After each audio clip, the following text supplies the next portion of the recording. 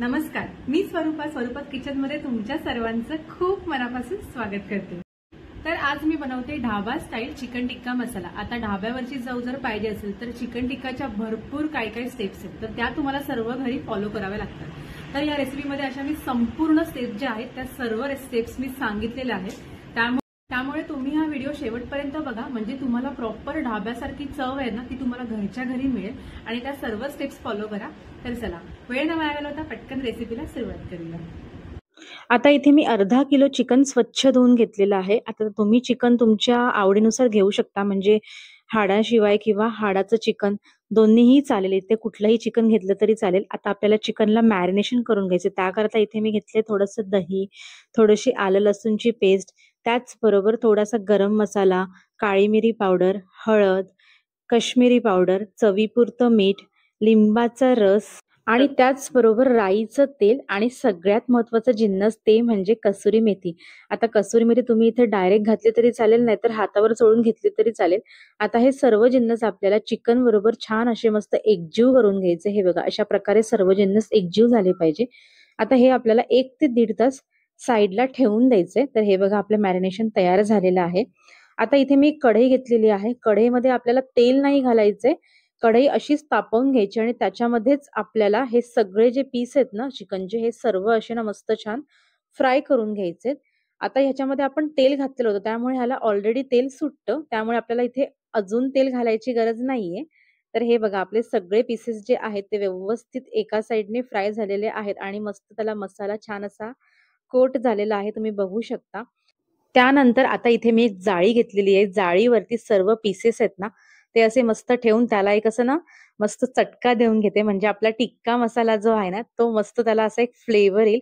कारण का आपण बनवतोय चिकन टिक्का, तर हे सर्व जे आहे हे असं हॉटेलमध्ये सेम टू सेम असंच करतात। तर आपण घरच्या घरी कसं करू शकतो याची मी सोपी पद्धत तुम्हाला सांगितली।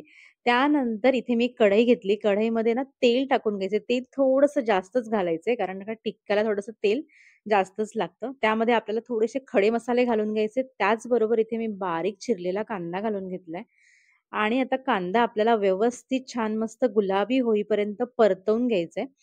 तर तुम्ही बघू शकता आता इथे आपला कांदा छान मस्त गुलाबी झालेला आहे। आता आपण ह्यामध्ये घालून घेऊया बारीक चिरलेलं आलं लसूण, तुम्ही ह्या जागी आलं लसूणची पेस्ट सुद्धा घालू शकता। तर हे सुद्धा आपल्याला छान व्यवस्थित परतवून घ्यायचे। त्यानंतर इथे मी घालते टोमॅटोची प्युरी। हे टोमॅटो मी घरीच मिक्सरला बारीक करून घेतलेत, हे बघा, अजिबात त्यामध्ये मी पाणी घातलेलं नाहीये। आता हे टोमॅटो आपल्याला छान मस्त एक त्याचा कच्चेपणा जाईपर्यंत असंच परतवून घ्यायचं, हे बघा अशा प्रकारे। आणि थोड्या वेळाने हे तुम्ही बघू शकता केवढं थिक झालेलं आहे, म्हणजे अगदी बॅटर पातळ होतं आणि आता बघा केवढं घट्टसर झालेलं आहे। आता आपल्याला ह्यामध्ये घालून घ्यायचे थोडेसे मसाले। तर मी मसाल्यांमध्ये घालून घेते थोडंसं गरम मसाला पावडर, त्याचबरोबर जिरा पावडर, हळद आणि काश्मीरी पावडर। आता हे सर्व मसाले घालून आपल्याला व्यवस्थित हे मसाले परत एकदा छान असे मस्त परतवून घ्यायचे।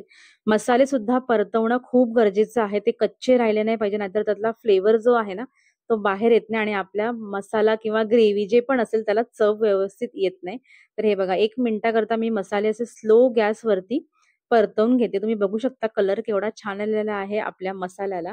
आता यामध्ये मी घालते आपलं जे टिक्का करताना मॅरिनेशन उरलेलं होतं ना ते पण मी इथे घालून घेते। त्याचबरोबर 2 चमचे घरातलीच मलाई, तुम्ही ह्या जागी फ्रेश क्रीम सुद्धा वापरू शकता, आणि थोडंसं दही।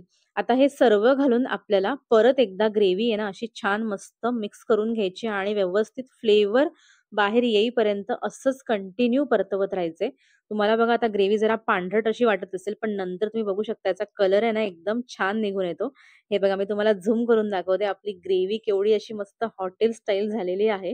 हीच आहे हॉटेलमधली म्हणजे टिक्का बनवायची पद्धत, जी मी आज तुमच्याबरोबर शेअर करते। तर हे बघा, आपली ग्रेव्ही मस्त आता तयार झालेली आहे, तुम्ही बघू शकता इथे। तर आता फायनली आपण ह्यामध्ये घालतोय चिकनचे पीसेस। पीसेस घातल्याच्या नंतर पुन्हा एकदा आपल्याला हे चिकन आहे ना मस्त ग्रेव्ही बरोबर असं छान मिक्स करून घ्यायचंय आणि थोडंसं असंच शिजू द्यायचंय। तुम्ही बघू शकता इथे मी सर्व असं व्यवस्थित मिक्स करून घेते आणि असंच झाकण न ठेवता हे आपल्याला शिजवून घ्यायचंय। पाहिजे तर तुम्ही याची ग्रेव्ही पण बनवू शकता, पण मी याची ग्रेव्हीच करणार आहे ऍक्च्युली। तर हे बघा, आता इथे मी गरम पाणी घेतलेलं आहे आणि गरम पाणीच कधी पण घाला, कारण का त्याच्यामुळे काय होतं ना आपली चव जी आहे ना ती मेंटेन राहते। तर गरम पाणी घातल्याच्या नंतर मी यामध्ये घालते चवीपुरतं मीठ आणि मीठ आपण मॅरिनेशन मध्ये सुद्धा घातलेलं होतं हे त्यामुळे ते लक्षात ठेवून तसंच इथे मीठ घाला. आता मीठ घातल्याच्या नंतर आपल्याला पुन्हा एकदा व्यवस्थित ही ग्रेव्ही पाण्याबरोबर अशी मस्त मिक्स करून घ्यायची आणि एक 10 मिनिटाकरता छान अशी मस्त झाकण असं मी अर्धवटच ठेवते, पूर्ण बंद करत नाही आणि थोडीशी अशी वाफ काढून घेते. हे बघा चिकनच्या ग्रेव्हीला थोडीशी अशी उकळ आलेली आहे, पण मला अजून बऱ्यापैकी चिकन घट्टसर पाहिजे. त्यामुळे आता मी ते झाकण ओपनच ठेवणार आहे, म्हणजे लावणार नाहीये मी ते झाकण आता. आणि हे बघा आपलं चिकन फायनली तयार झालेलं आहे आणि वरतून मी थोडीशी इथे ना आता हातावर चोळून अशी कसुरी मेथी घालून घेते. त्याचबरोबर सगळ्यात महत्त्वाचा जिन्नस ते म्हणजे बारीक चिरलेली कोथिंबीर. ती घालून घेऊन मी सर्व चिकन आता असं व्यवस्थित मिक्स करून घेते. तुम्ही बघू शकता इथे आपला चिकन टिक्का मसाला केवढा मस्त चमचमीत दिसतोय आणि त्याचा कलर सुद्धा एवढा छान आलाय. तर्री सुद्धा खूप छान दिसते त्याच्यावरती थोडीशी आलेली. तर हे बघा आपला फायनली चिकन टिक्का मसाला बनवून तयार झालेला आहे. आणि मी तुम्हाला ना सांगते ही रेसिपी तुम्ही घरी बनवून बघा. खूपच छान आणि खूपच टेस्टी ही रेसिपी बनते. तुम्ही मला कमेंट करून सांगणार, ह्याची मी तुम्हाला गॅरंटी देते की खूप छान ताई ही रेसिपी झाली आज मी घरी बनवली तर. तर जर तुम्हाला ही रेसिपी आवडली असेल तर प्लीज माझ्या व्हिडिओला एक लाईक, शेअर आणि सबस्क्राईब नक्की करा. जेणेकरून मला सुद्धा मोटिवेशन मिळेल आणि मला सुद्धा कळेल की तुम्हाला सुद्धा माझ्या रेसिपी आवडतायत. तर चला परत भेटूया अशा एका छान रेसिपी बरोबर. तोपर्यंत स्वरूपाच किचनला बघत राहा आणि अशा छान छान रेसिपीज खात राहा.